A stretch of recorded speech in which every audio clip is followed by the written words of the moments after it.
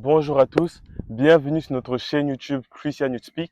Alors aujourd'hui, on se retrouve pour notre première vidéo sur les amitiés en Christ. Alors la vidéo va se dérouler en deux parties. Nous aurons une première partie avec le frère Alix qui va nous témoigner de ses amitiés qu'il a eu à délaisser quand il a décidé de marcher avec Jésus-Christ et comment il a fait pour retrouver de nouveaux amis une fois que dans sa marche avec Jésus, il était bien installé. Ensuite, nous aurons une deuxième partie avec deux frères qui se sont connus dans le monde et qui désormais ont accepté Jésus et qui marchent avec Jésus, qui vont nous parler de leur amitié avant Christ et après Christ, les défis qu'ils ont eu à relever, comment ils ont fait pour garder une amitié solide, qu'est-ce qui a changé de avant quand ils étaient dans le monde et maintenant. Et sur ce, voilà, je vous laisse avec cette vidéo. Je vous souhaite un bon visionnage. Ah, si tu m'as révélé, c'est pour pouvoir te révéler. Toi, dit ça, non, c'est pas au fait. Tu m'as dit de monter le level. Alors bonjour à tous, je m'appelle Alix, j'ai 20 ans et aujourd'hui je vais parler de mes amitiés. Avant que je rencontre Christ, on était vraiment des chouchous d'ananas. On était des chouchous d'ananas, on aimait trop les filles. Certains aimaient l'argent, d'autres aimaient la bagarre, on était dans toutes ces choses en fait, de l'Exara, etc. Et c'était un peu ça notre amitié. Lorsque j'ai réellement accepté Christ dans ma vie, il y a eu ce changement et c'est comme si leur discussion, en fait, je ne me trouvais plus dans leur discussion. J'arrivais plus à me poser et les écouter parler en fait de ces choses. Que ce soit le sexe, que ce soit les filles, que ce soit la bagarre ou peu importe. Et je sais pas, je me trouvais plus, j'étais plus à ma place. Ce qui fait qu'il y a un moment où j'ai totalement changé et je suis devenu solitaire. Pourquoi? Parce que je me rapprochais de Christ et j'avais pas d'amis en Christ. Ce qui fait que j'étais tout seul. Mais la présence de Dieu me réconfortait. Honnêtement, oui et non. Oui, parce que je me sentais seul. Que ce soit à l'école ou en dehors. Moi, quand on sortait dehors, c'était accompagné. Ouais, on était toujours ensemble, etc. Et du jour au lendemain, tu ressens que, vas-y, tu dois changer de chemin. Ça fait quand même mal. Tu te dis, ouais, mais maintenant, je serai avec qui, etc. Avec qui est-ce que je vais marcher? Donc, il y avait quand même un sentiment de solitude, tu vois. Et je voulais quand même être accompagné de quelqu'un, de certains amis. Mais c'est la vie que j'avais décidé de mener. Et voilà. Alors, ce temps de solitude-là, je pense que Dieu m'a beaucoup travaillé. Dieu m'a vraiment beaucoup travaillé. Et pendant ces temps de solitude, je méditais beaucoup la parole. Je méditais beaucoup. En fait, j'étais comme plongé dans la parole de Dieu. Et c'est ça, en fait, qui me nourrissait. C'est bizarre à dire, mais ça me nourrissait réellement. C'est comme si, en fait, j'étais en relation avec quelqu'un. J'étais en relation avec quelqu'un. J'avais des questions. J'avais des questionnements. J'avais des faiblesses. Et lorsque je le posais, il me parlait de certains versets. Et lorsque j'entre dans ces versets-là, il me répondait. Tu vois. Et c'était tellement puissant. Je me suis dit, en vrai de vrai, ces temps m'ont beaucoup aidé. Ça m'a beaucoup appris. Ça m'a forgé. J'ai eu beaucoup de connaissances. Beaucoup de connaissances. Parce que on se dit beaucoup chrétien, mais la Bible déclare que mon peuple périt par manque de connaissances. Tu vois. Oui, exactement. J'ai eu un moment où je cherchais vraiment ces amis chrétiens. Mais en fait, j'avais cette crainte de me dire, Seigneur, est-ce que j'aurai des amis avec le même mood? Est-ce que j'aurai des amis avec, je sais pas, avec qui je pourrais, nous on dit, je pourrais d'être comme eux, etc. Mais tu te poses certaines questions, tu regardes un peu la vie chrétienne, tu dis, ah mais peut-être les frères, ils sont un petit peu trop christocentriques ou ils sont trop dans leur vie chrétienne, genre pasteur, la Bible le déclare. Non. Mais j'avais cette crainte-là en me disant que oui, non, en fait, eux, c'était mon jumeau, d'autres, c'était mes frères de cœur. Et je me suis dit, mais Seigneur, est-ce que j'aurai des amis tels que eux? Est-ce que j'aurai les mêmes délires? Est-ce que c'est des questions que je me posais, en fait, simplement. Alors, concernant mes amis, mes amitiés en Christ, en fait, il faut savoir que j'ai tant demandé à Dieu de me donner des amis. De me donner des amis avec qui je pourrais rigoler, avec qui je pourrais passer du temps. Des amis avec qui je pouvais me livrer, mais également apporter de moi, tu vois. Et honnêtement, Dieu m'a donné ces frères-là, Dieu m'a donné ces amis-là. En fait, je les ai rencontrés dans l'église locale. Et une église locale. Une église locale. Je les ai rencontrés dans l'église locale. Et ça m'avait vraiment fortifié. Pourquoi? Parce qu'en fait, tu as des frères comme toi. Ils sont comme toi, ils ont le même délire que toi. Là où j'avais des pensées qu'à base de oui, ils sont trop christocentriques, ils sont là, ils font que prier, etc. Pas du tout. Enfin bon, ils prient, mais c'est pas en mode comme les clichés, tu vois. On a nos délires à nous, zéro défaite. Les frères aussi à côté, ils sont venus vers moi, ils m'ont accueilli, ils m'ont fait entrer en fait dans cet univers d'église, mais je me sentais pas en fait dans une église comme on entendait en dehors. Je me sentais pas en fait dans une église, une secte, tu vois ou pas. Mais c'était vraiment en fait des frères, en fait je me sentais comme une famille, c'était vraiment comme une famille. Et c'est là où vraiment j'ai appris à connaître ces frères-là. Je vous mens pas qu'il y a eu des hauts et des bas, il y a eu des hauts et des bas, mais ça a fortifié nos relations, Et aujourd'hui on est vraiment des frères unis. Je peux puiser d'eux comme eux peuvent puiser de moi. Et c'est vraiment puissant. Très bonne question. Alors, ce qui était différent, en fait, c'est le but de la relation. Le but de la relation. Parfois, il y a des amitiés, vous êtes juste là parce que vous aimez les filles. D'autres, vous êtes là parce que vous aimez la drogue. Ou vous vendez de la drogue. Ou il y en a, c'est juste parce que famille, vous êtes, je sais pas moi, vous aimez aller à Xara ensemble, vous aimez organiser certaines choses. Mais en fait, le but de la relation, elle est différente. Vraiment, les amitiés que Dieu m'a données, c'est réellement des amis de destinée. Tu vois, c'est des amis où vraiment je sais que demain, on est ensemble. Aujourd'hui, on est ensemble. Et hier, on était ensemble aussi. Tu vois comment? Et un truc qui m'a un peu fait mal, c'est lorsqu'en fait, je commençais à avancer avec Christ. Mes amis, un proche à moi me disait qu'en fait, il y avait des amis qui parlaient derrière mon dos, en fait. On connaît un peu le cliché que, ouais, en fait, le frère, il veut faire le frère en Christ, il fait un peu le chrétien, etc. Le mec qui prie, etc. Il veut faire le pasteur, mais honnêtement, ça m'avait quand même touché parce que en face, ça disait pas forcément ces choses-là, mais plutôt quand j'étais pas là, c'était à base de oui, Alix, il fait ci, il fait ça, il nous fait le frère en Christ, etc. Et honnêtement, j'ai pas cherché à comprendre, j'ai laissé passer, j'ai totalement laissé passer, et honnêtement, je suis passé outre.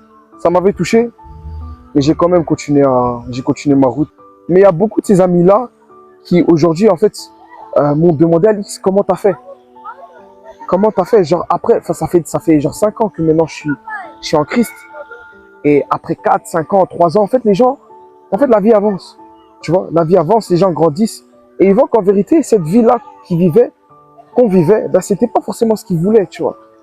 Et plus on avançait, plus, en fait, ils voyaient que leur vie n'avançait pas et que moi, j'avançais. Et ils se disaient, mais Alix, comment est-ce que t'as fait? Comment est-ce que t'as fait réellement? Et par la grâce de Dieu, il y a des frères aujourd'hui que je côtoyais avant, aujourd'hui, ils sont en Christ, ils servent Dieu avec moi. Et je rends vraiment gloire à Dieu pour ça. Après, il y en a d'autres, bah, c'est toujours mes frères, tu vois. C'est toujours mes frères. Et on est toujours en contact dans le bon, dans le bueno. La Bible déclare dans Matthieu 22, de rendre à César ce qui est à César et à Dieu ce qui est à Dieu. En vrai, de vrai, t'as rien à perdre, frérot. T'as rien à perdre. T'as rien à perdre. Si c'est des amitiés, crois-moi que t'en auras encore. La vie est longue. La vie est tellement longue que, frère, si c'est à cause des amitiés que, en fait, que tu te limites, non, frérot, lâche ça. T'as rien à, on s'en fout. T'as rien à perdre. Et crois-moi que derrière cela, il y a une gloire à venir. Lorsque moi, en fait, j'ai eu à quitter en fait ces amitiés, honnêtement, je le faisais parce que je savais que Dieu avait quelque chose pour moi. Je savais pas forcément quoi. Mais je me disais, en fait, si Dieu m'a dit cela, si Dieu a mis cette conviction en moi, je vais le faire. Et je vais le faire, quitte à ce qu'on me crache dessus, je sais pas moi, on me met de côté, on parle mal de moi, frère, je vais aller jusqu'au bout. J'y vais jusqu'au bout. Et c'est ça, en fait, la mentalité que tu dois avoir. Honnêtement, n'aie pas peur, hein. Ouais, n'aie pas peur, va jusqu'au bout. Et crois-moi que il y aura un moment où ces amis-là vont te poser cette question en disant, mais comment est-ce que tu as fait? Comment est-ce que tu as fait? Apprends-moi. Je répète encore Matthieu 22. Je pense que c'est le verset 17. De rendre à César ce qui est à César et à Dieu ce qui est à Dieu. Ça veut dire que tu peux te dire que ces amitiés-là vont pas t'influencer. Mais en fait, tout simplement, lorsque tu écoutes certaines discussions, ça t'influence. Inconsciemment ou consciemment. Lorsque tu regardes certaines choses qui ne sont pas vraiment liées à Dieu, ça t'influence. Également, lorsqu'il y a des discussions, toi-même tu es concerné dans la discussion. Je sais pas moi, peut-être que les gens vont fumer. Toi, à côté, tu fumes pas. Mais en fait, c'est comme si tu es associé. Donc, inconsciemment, en fait, tu es dedans, tout simplement.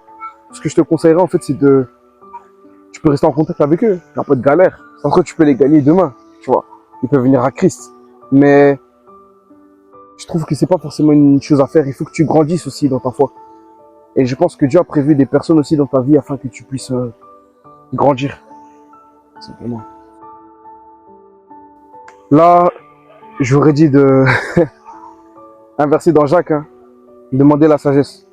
Demander vraiment la sagesse à Dieu. Et lorsque tu quittes certaines personnes, ne le fais pas en mode ah, frère, moi j'ai plus rien à voir avec vous. Ah, moi je connais rien. Moi j'ai plus rien à voir avec vous. Moi je me casse. Moi, hey, yo, non, c'est pas ça les gars. C'est pas ça.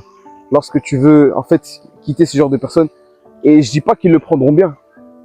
Certains le prendront vraiment mal et d'autres le prendront bien. Mais fais-le pas. Je te conseille d'aller vers eux et de te poser, discuter avec eux. Dire que écoute, j'ai pris une décision. J'ai pris une réelle décision dans ma vie. Et ça également, en fait, c'est comme si tu confesses quelque chose. Et derrière cette confession, en fait, Dieu peut toucher les cœurs, tout simplement. Et ce que moi, je te conseillerais, en fait, tout simplement, c'est d'aller, de parler avec ces personnes-là. Allez manger, posez-vous, et tu dis ces choses-là, tout simplement. Également, ce que je te conseillerais, c'est d'avoir une église locale. Je te mens pas qu'il n'y a pas d'église parfaite, mais il y a une église qui est faite pour toi. Tu vois, il y a une église qui est vraiment faite pour toi, là où Dieu t'attend. Donc cherche ton église, demande à Dieu Seigneur, où est-ce que tu m'attends? Où est-ce que je dois aller? Et c'est là où tu verras que ta vie va réellement avancer. C'est vrai qu'il y a des moments où oui, tu peux rester à la maison, mais il y a un moment donné où tu auras besoin d'encadrement. Tu auras besoin d'un berger, tu auras besoin de parents spirituels. Et honnêtement, c'est ce qui m'est arrivé. J'ai cherché, j'ai demandé à Dieu, Seigneur, où est-ce que tu m'attends? Et il y a mon église qui m'est arrivée. C'est là où j'ai vraiment, j'ai connu mon père spirituel, ma mère spirituelle, mes parents spirituels. C'est là où je suis enseigné. C'est là où tu comprends, où tu as des connaissances que tu n'avais pas avant. Et tu te fais des frères, des sœurs. C'est incroyable, tu vois. Donc trouve-toi une église où tu te sens à l'aise, tu te sens bien. Et voilà, frérot. Un mot pour la fin. Les frères, cette vie-là, elle est éphémère. Cette vie est réellement éphémère, là où vraiment tu étais... J'étais dans l'extérieur, j'étais pas dans grand chose. Ce soit, j'étais dans les bagarres, les filles. J'aimais bien être entouré de certaines filles. Mais en fait, tu remarques que cette vie-là, elle est éphémère. Et j'aimerais te poser une question. Je pense que tu as déjà entendu cela, mais si tu meurs aujourd'hui, où est-ce que tu vas? Tu vois, c'est une question qu'il faut se poser tous les jours. Questionne-toi toi-même. Tu vois, faut que tu te poses ces questions. Si tu meurs aujourd'hui, où est-ce que tu vas? Et ce que j'aimerais te dire, en fait, c'est que Jésus t'aime réellement. On l'entend beaucoup, hein, mais en fait, on ne comprend pas forcément l'amour de Dieu.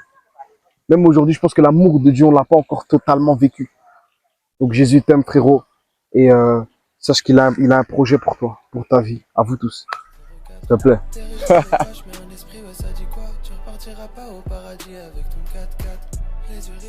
Voilà, nous sommes à la fin de cette première partie. Comme vous avez pu le constater, le frère Alix, il a vraiment eu à être radical envers ses amitiés dans sa marche avec Jésus. Il a vraiment été conscient que ces amitiés-là le tiraient vers le bas et l'empêchaient de grandir avec Jésus.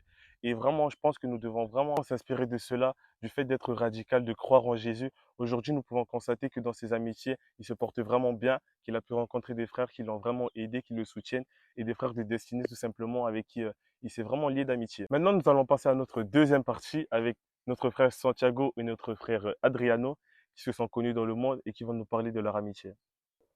Bonjour à tous, je m'appelle Adriano, j'ai 19 ans et je suis étudiant en comptabilité bureautique. Bonjour à tous, je m'appelle Santiago, j'ai 18 ans et je suis aussi étudiant en comptabilité bureautique. Et aujourd'hui, on va parler de notre amitié. Comment vous êtes-vous rencontrés? Comment on s'est rencontrés? On s'est rencontrés à l'école via l'intermédiaire d'un ami. Lui, il connaissait du foot et c'est lui qui nous a présentés pour la première fois. Bon, après 2 ans, on a eu un autre ami qui nous a mis ensemble dans un groupe. On était 4-5 et de là, notre amitié elle a commencé à se dérouler petit à petit. Et avant, votre amitié était basée sur quoi en termes de discussion, d'activités, etc. Du coup, comme on a dit, on était dans un groupe qui faisait un peu n'importe quoi, mais on était des gentils garçons quand même. On faisait pas la bagarre, on faisait pas la rue, voilà, on faisait pas la strate et tout ça. On restait vraiment chill. Et voilà, on était sur la PlayStation, on parlait de filles, on faisait des bêtises entre guillemets, mais pas trop, Ouais, on pas a trop toujours hard. été dans la politesse, hein. Voilà, c'est ça. Politesse et tout ça, mais voilà, petit à petit, on a commencé à être insolent, on a commencé à rentrer dans les trucs bizarres, C'est mais ça, c'est ça. ça va, on s'est stoppé. Qui d'entre vous a rencontré Christ en premier? Moi, j'aurais dit, enfin, je dirais moi, parce que du coup, j'ai grandi dans une famille chrétienne, mais dire que j'ai rencontré Christ grâce à ma famille, je dirais non. Je me suis baptisé à l'âge de 15 ans. euh, et par après, j'ai pas marché comme Christ. Lorsque j'ai vraiment rencontré Christ et je l'ai expérimenté, et lorsqu'il a touché mon cœur, et je me suis dit que là, maintenant, je vais marcher avec Christ, c'était quand je suis arrivé à l'église. Et c'est vraiment à ce moment-là que voilà, j'ai pris la décision de marcher avec Christ. Euh, voilà, comme il a dit, il s'est baptisé d'abord et tout ça, mais vraiment, je pense connaître Christ, ben, je pense qu'on c'était en même temps, hein, parce qu'on est arrivé à l'église en même temps, on est venu à deux. Comment est-ce que vous avez réagi face au changement de l'autre? En fait, il y avait une joie particulière. Il y avait vraiment une joie particulière et on s'est jamais vu en joie comme ça. Et moi, quand je voyais Santiago, ben, je me suis dit, ben, il a beaucoup changé en fait. Tu vois. Il a beaucoup changé et on rentrait aussi dans d'autres étapes de notre relation. Et voilà. Ouais, je pense que ça s'est fait petit à petit. Parce que voilà, comme tu es avec la personne tous les jours, ben, je pense que tu te rends pas compte un peu de du changement ou quoi. Mais vraiment, quand on s'est posé, tout ça, on s'est dit en vérité, on est encore là et tout. On vient d'un passé quand même. Et là, on est dans une relation. On est toujours amis. On est pour les bonnes valeurs. Et ouais, je pense, comme il a dit, je pense que c'était beaucoup la joie, hein. La joie, la joie. Qu'est-ce qui vous a surpris le plus dans la transformation de l'autre? Moi, je dirais en vrai, le cœur d'Adriano et sa patience. Sa patience et son cœur. Parce qu'avant, c'était une personne beaucoup renfermée sur lui, beaucoup aigrie. Tu le voyais rarement sourire ou quoi. Et quand il est arrivé en crise, ben, il avait comme un amour pour les autres personnes que des fois, même moi, je comprenais pas. Même moi, je comprenais pas. Il voyait les gens, il disait, elle a ci, elle a ça. Et l'écoute qu'il avait, la patience qu'il avait à écouter. Moi, je dirais sa sociabilité. C'était une personne, on va dire introvertie. On était vraiment sectaire avant. Mais Santiago, c'est une personne, il savait pas exprimer ses sentiments. Et je le voyais, ben, il avait facile à parler avec les gens, il avait facile à sortir du coup de son cercle, de son petit cercle. Et je dirais aussi la radicalité par rapport au service ou autre chose. Parce que pour moi, je dirais qu'avant, Santiago, c'était une personne, elle était têtue. Tu ne pouvais pas trop lui donner des ordres et tout ça. Mais lorsqu'il est arrivé dans le service, lorsqu'il est arrivé en Christ, ben, il pouvait du coup s'humilier. Et qu'est-ce qui a changé dans votre relation? En vrai, la paix, hein. Ouais, Plus de voilà. paix. Parce que comme il a dit, j'étais têtu, mais j'ai rigolé parce qu'Adrien aussi était très têtu. Donc ce qui fait que nous deux, ça pouvait bien aller, mais quand un disait un truc que l'autre n'aimait pas, mais ça partait beaucoup en clash, beaucoup en dispute, on se faisait beaucoup et tout ça. C'est ça. Ouais, je pense que la paix et l'écoute C'est de l'un ça. à l'autre. Ouais. Je dirais aussi, bon, ce qui a changé dans la relation, je dirais aussi le sérieux et la maturité. Prise de conscience aussi, prise de conscience que voilà, on est des hommes et on a tous les deux des visions et on a des choses à accomplir tout simplement. Donc ouais, la maturité, voilà. Est-ce que vous arrivez à vous reprendre quand l'un fait quelque chose de mal? Franchement, au départ, c'était pas facile. Enfin, au début, ouais, c'était pas facile, Pas mais facile à accepter. ouais, pas facile à accepter. Voilà, c'était Ouais. vraiment ça. Parce Le mot, c'est que, ça. surtout moi, quand il me disait un truc, moi au lieu d'accepter, je disais ouais, mais toi aussi tu fais ça, toi aussi tu fais ça. Mais quand j'étais tout seul chez moi, je me rendais compte qu'en vrai, ce qu'il disait, c'était vrai, tu vois. Et ouais, je pense que c'était. Mais là, maintenant, ouais, hein. Là, maintenant, quand je vois qu'il fait un truc qui est pas carré, je lui dis. Et lui aussi, quand il voit qu'il fait un truc qui est pas carré, il me dit direct. C'est ça. Ouais. Et je pense aussi qu'on a tous les deux compris que, voilà, si on est amis, et on est amis du coup en Christ, c'est pas pour rien. C'est que Jésus peut aussi passer à travers ton pote pour du coup te parler sur des situations de ta vie, ce que tu fais de bien, ce que tu fais de mal. Et voilà. Mais bon, moi j'ai une petite anecdote par rapport à ça. J'ai une anecdote, c'était que, mais du coup, avant que on soit, on va dire, entre guillemets, zélé comme maintenant, mais on était dans une double vie, on va dire. Et voilà, je savais que Santiago, il faisait quelque chose. Ah, il est fou. Ah, on veut pas dire ça. Si, c'est ce que tu dis. Bon, voilà, Santiago, il entretenait une relation, on va dire, mais que je savais il devait arrêter. Oh, purée. Ouais, ce que tu dis. Il entretenait une relation que moi, je savais que, voilà, qu'il devait arrêter, tout ça. Et c'était pas facile. Moi, je lui disais tout le temps, voilà, faut que tu arrêtes la relation, faut que tu arrêtes la relation. Mais après, j'ai compris que c'est par lui-même, il doit comprendre ça, tu vois. Et ce qui est marrant, c'est que par après, moi aussi, j'ai une relation pareille. Et lui, il avait déjà arrêté sa relation. Et du coup, c'était lui qui, enfin, on s'est échangé du coup les rôles. Ouais, de ouf. Et voilà. En fait, je disais, donc toi, tu me dis des choses et toi, tu fais la même chose. Parce que voilà, en fait, on était en Christ, mais c'est une personne qui ne suivait pas Christ, qui était d'une autre religion. Et du coup, moi, il me disait, moi, ça avait duré un an et demi. Et à chaque fois, il me disait, en fait, on était dans la même école. Et voilà, des fois, il arrivait qu'on se parlait pas. Parce que j'avais stoppé, mais ça arrivait qu'on se reparlait des fois au vif, tu vois. Et lui, ça l'énervait. Il fallait voir. Quand j'étais avec la fille, je lui disais, j'espère Adriano ne voit pas. J'espère Adriano ne voit pas. Et tout. Après, voilà, ça m'a pris, hein. Ça m'a Ouais. pris Et mal. après, c'est aussi. lui. Après, c'est lui, il a fait ça. Et c'était drôle. Et ouais, voilà. Qu'est-ce que vous mettez en place pour que Christ soit au centre de votre amitié? Moi, je pense, dirais bon, prière. Hein. la prière, ouais. La prière. Beaucoup la prière. Quand, voilà, quelqu'un a quelque chose, ben, il demande tout simplement à l'autre de prier. Ouais. On a vraiment eu ça pendant longtemps. Et j'irais aussi faire des activités spirituelles. Ouais. Plusieurs activités spirituelles. Ça garde vraiment une relation. Et aussi, je dirais le cœur de Dieu. Voilà, Le c'est cœur de ça. Dieu, c'est-à-dire qu'il y a le côté spirituel, mais il y a le côté humain. Donc, il y a le côté que tu dois écouter ton frère, il y a le côté que tu dois le conseiller, il y a le côté que tu dois être sincère, sincère avec le frère. C'est pas, tu es avec lui et quand vous êtes en groupe, tu es là, tu le fais et tout comme dans le monde et tout ça. Donc, quoi, je dirais activité spirituelle, mais aussi l'équilibre de ce côté humain-là, quoi. Parce qu'on est C'est ça. aussi des humains. C'est Et ça. voilà. Et qu'est-ce que vous avez appris grâce à l'autre? Moi, j'ai appris à être, moins, on va dire, orgueilleux. Ouais, j'ai vraiment appris à être moins orgueilleux et plus humble. Ouais. Plus humble. Moi, déjà, je confirme ce qu'il a dit.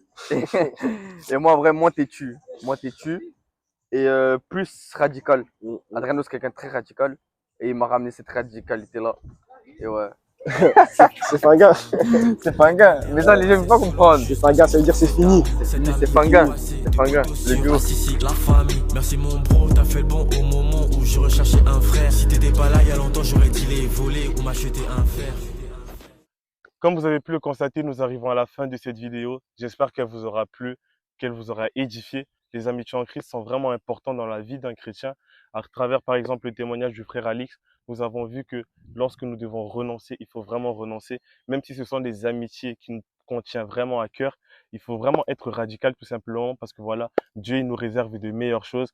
Nous avons vu que désormais, Alix, il est épanoui dans ses amitiés. Il a vraiment rencontré des frères de destinée qui vont l'accompagner toute sa vie, mais également avoir une sagesse relationnelle, parce que voilà, c'est pas toute amitié qu'il faut renoncer. Nous avons le cas également du frère Adriano et de Santiago, qui se sont connus dans le monde, mais qui désormais ils marchent avec Christ ensemble, ils servent Christ ensemble, et c'est vraiment un exemple des amitiés que nous devons avoir dans notre vie.